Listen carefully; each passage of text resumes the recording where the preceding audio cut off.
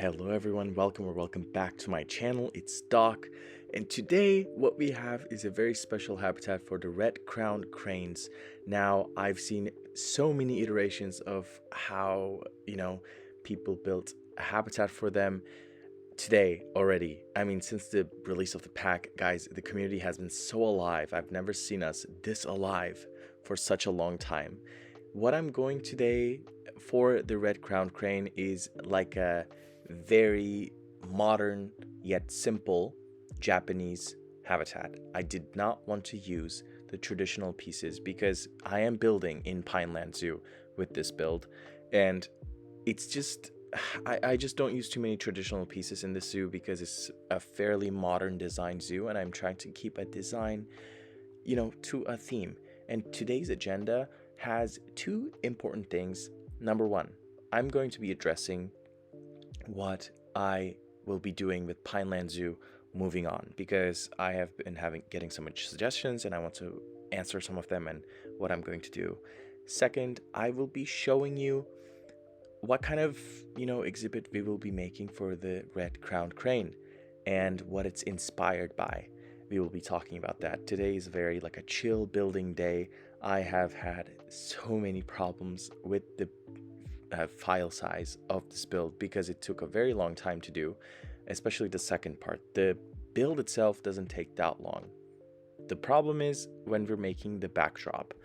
That's the second thing on the agenda. Not the second thing, that's like the third thing.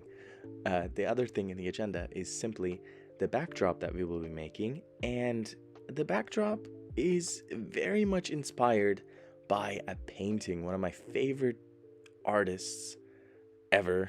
I might say the name wrong, but it's the artist that painted a very famous piece called The Great Wave off of Kanagawa.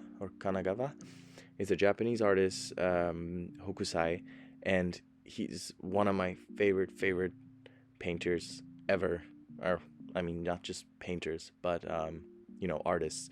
And here you can kind of see the Japanese influence of my architecture, I guess, and that's just the shelter for the cranes. Originally, I was going to make this exhibit both for the cranes and the Asian water buffalo. And then I thought, you know what? I'm just going to give it to the cranes because I want them to just really enjoy this exhibit. And then I also had a different idea for the Asian water buffaloes, the wild water buffalo. And for them, I'm going to be making something whole different. So this entire exhibit is just for the cranes because they also have a very large social group size that they can tolerate. And I wanted to also keep attention to that. Now, since we're building on Pineland Zoo, I thought, why not really focus on the fact that this zoo is too large to manage?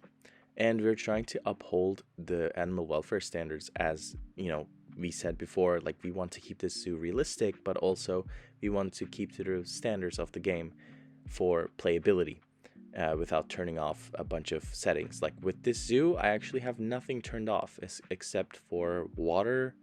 No, not even the water. The water gets dirty in my... Let me remember. No, sorry. The water doesn't get dirty in my game because I turned off the water dirtiness setting. I just don't want to deal with placing a bunch of water filters. I don't think it adds too much to the management side of things, so I didn't add it. And I also, for Pineland Zoo, the way I play it is I put electricity everywhere with the setting because I don't want to put any electricity, utility things around the zoo. I just don't like them too much, and I don't want to put them in a non-franchise zoo. Here I'm just adding the bamboo.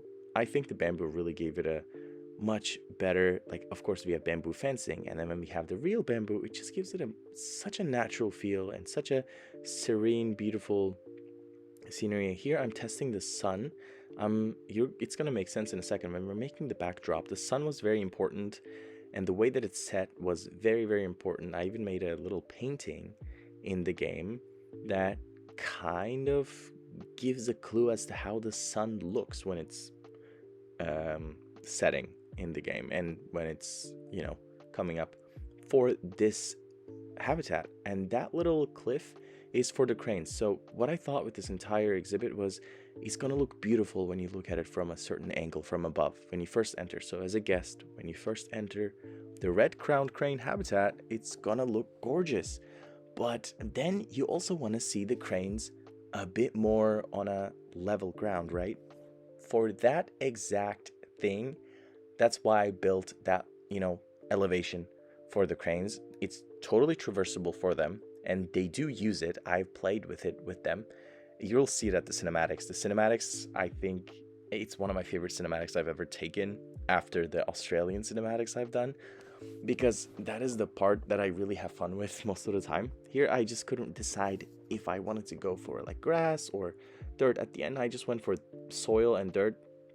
Again, I'm using the arrowhead bush. If you have been returning to my channel or you're friends with me, you know that I love this bush. I use it in pretty much everything, almost every build except for like desert builds. I just use this. You can use it in so many different ways. You can use it in riverbeds. You can use it in on cliffs. You can use it in pretty much everything.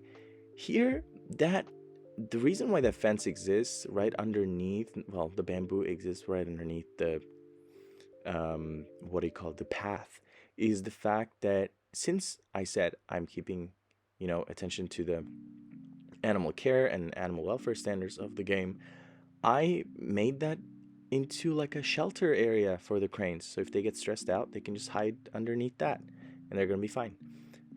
Because in the game, when guests come in, animals get stressed out pretty quickly, especially if there's a lot of guests just looking at them from so many directions.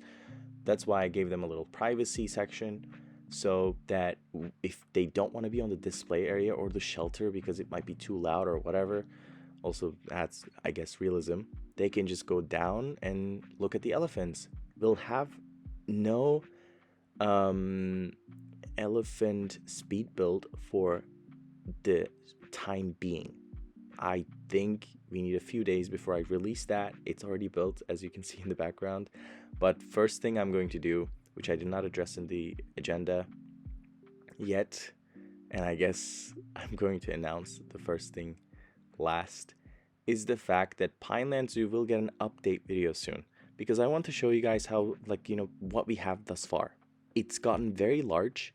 And I think further down the line, if I wait a bit longer, it's going to be much more difficult to make like an update video of how everything is going. So I will be making one soon. It was also recommended to me. I mean, I'm fairly new to YouTube, so, I love when I get feedback and recommendations and then I can actually do them. So always feel free to let me know if you want to see Pineland Zoo or like an update, if you want me to build something for some, an animal. The red-crowned crane was not my, original idea. I didn't just think about building for it, because in the very, very beginning, before the pack got released, I did not really have too much of an interest on the crane. But one of you suggested that I build for them, and after I actually saw them today, once I installed the DLC, once I saw the red-crowned crane in action today, I was just like, I cannot not make a video on making them a nice little habitat. And here I made the backdrop. This took a lot of time because I just started learning terraforming. I usually never terraform, and I'm making like a mountain with snow on top of it, because Pineland Zoo is, yes, it's fictional, but I'm also creating a little lore for it. We'll talk about the lore later. In the beginning, it was just going to be a zoo, and now I'm making like a whole world, to be honest, because I just want to make a history, a lore for the zoo. And now it has mountains, and that's going to be the view. I'm going to show that to you better in the cinematics. Here, by the way, I'm just taking some screenshots in case I use them for the thumbnail. I'm adding the cranes in. Once I add the cranes in, I change up some stuff because they have different terrain requirements than what I did. So they're fine with the water and everything. Here I'm adding mist for a more mystical look. That painting is the one I made today. I love that. That's like a surprise reveal for you guys. I made that in between the mountain, like the backdrop, and the habitat, because they were made on two separate occasions. I went out to have ice cream with my family, and just I left the game running, and I didn't record that entire thing because my computer would definitely crash if I record that much, but here's an overview of what it looks like.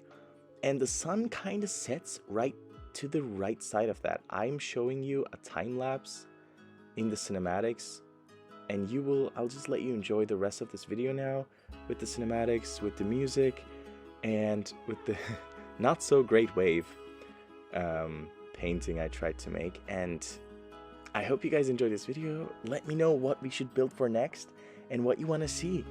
And thank you for all of your nice comments and feedback. I love you all. Have a nice rest of your day. Enjoy the cinematics. Bye for now.